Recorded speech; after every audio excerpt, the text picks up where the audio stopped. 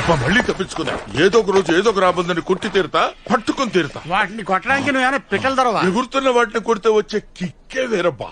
ఓరి నాయను, సింహం పిల్ల. అది సింహం కాదు. అయితే వెళ్ళి గెలి చూడు, నీకే తెలుస్తుంది. అది సింహం కాదు, గొడ్ల గోబా. అది సింహమేరా బాబు. ఇది బలిసిన పిల్లలా ఉంది. నీకు అనుమానంగా ఉంటే ముందుకెళ్ళి చూసొస్తా. హలో, మొహం అడిగింది లేదు, వాసన వస్తుంది. అయ్యి బాబాయ్, సింహమే. ఆగు, అది సింహం పిల్లే. ఏం చేయలేదు. పెద్దోడవుతాడు కదా. ముద్దుగా ఉంది. దీన్ని మనమే పెంచి పెద్ద చేద్దాం. దీన్ని రోజు నేనే బయటికి తీసుకెళ్తా. టాయిలెట్ వస్తే నేనే క్లీన్ చేస్తా. దీనికి అన్ని నేనే అన్ని చూసుకుంటా. ఆడే చేస్తాడు. అందరిని తినేసి లాస్ట్ లో నన్ను నంచుకుంటాడు. కానీ వాడిని మనం పెంచితే పెద్దయ్యాక వాడు మనతో కలిసిపోతాడుగా. అర్థమైంది. వీడు మనతో ఉన్నాడుకో చెప్పేదినా.